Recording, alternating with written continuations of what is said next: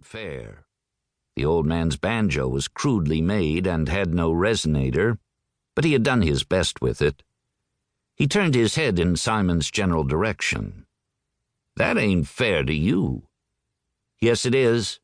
Simon grabbed his fiddle case by the handle and jumped off the flatbed. "I'm about done with those people. If I had a weapon, I'd be loading it." "Son, listen, you don't want to do that." Now the plantation owner came hurrying through the crowd, past elderly men, past women sitting carefully with their hoop skirts arranged over armless chairs. He took Simon by the arm. "Come now," he said, "come with me right now." Several of the ladies half stood. They wanted to know what was the matter. These laments, so rudely interrupted, and the child had not even eaten yet. Simon pressed through the crowd, saying, excuse me," and took off at a running walk behind the man. "Conscription men. I didn't invite them." The man was dressed as the planters always dressed at these barbecues, in a cutaway and trousers with foot straps and a beaver hat big as a church bell. "They were not given an invitation. They are ruffians, these people." Simon marched at his heels in a jerky, furious pace. "Yes, but I'm not of age for a soldier," Simon said. It was a bald-faced lie. They were going at long strides away from the plantation grounds and toward a sawmill operation back in the pines. Past stumps, past Virginia creeper blazing green in the sun. "The hell you are not," the man said. He strode on down a red dirt path, and far above rain crows bent down to watch all they did, and then spoke to one another with noises like clocks. "You're lying like a dog trotting." And then, "I can tell by the backs of your hands." Simon stormed along behind the planter, vines slapping at his face. "You know what? I'm about done running. Next they're going to take that old man with the banjo. Jesus." "Hush," the planter said. "We are losing this war hand over fist. It's about done. Just keep your britches on."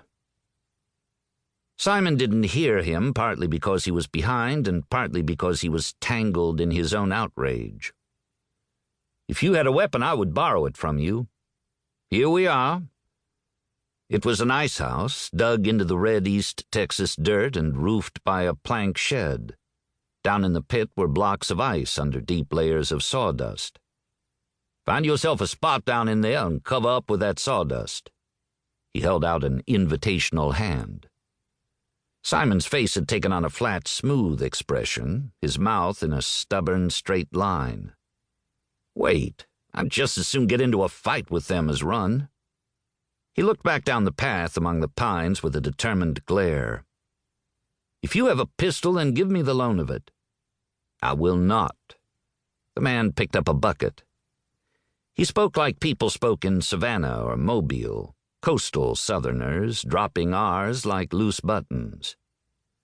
"We've got many a soldier, but we are short on fiddlers. I don't want shooting at random here at my wife's musical event. Can you shoot anyhow?" "No," Simon admitted. "Not very well." "There you go. They'd take you one way or the other. They'd put you in the front rank, and you'd take a ball in the head first off. Get down there. Your time is running short here." Simon held onto the doorframe, leaned his trim and limber body over the pit, and looked down into the dark gaps between ice blocks. Wait, God, there's a corpse down in there." "I heard you had a quick temper, but you just hold on to it for now." The planter stepped forward into the gloom of the low-ceilinged shack to see into the pit. "Pugnacious, hot-headed, and what? That wad of clothes? That's Miss Lucy's. She's freezing out the lice." "There's hair. She's freezing the lice out of a wig, too. She was out administering to the poor. Now cover up. I'm going to get the hatchet and take some ice back for an excuse to come here." Simon stared at the wadded clothes half buried in sawdust. It seemed rather intimate to get down among a woman's unmentionables and her skirt and her wig.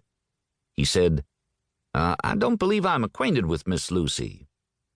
"No normal man would want to be acquainted with Miss Lucy. Now get your behind down there."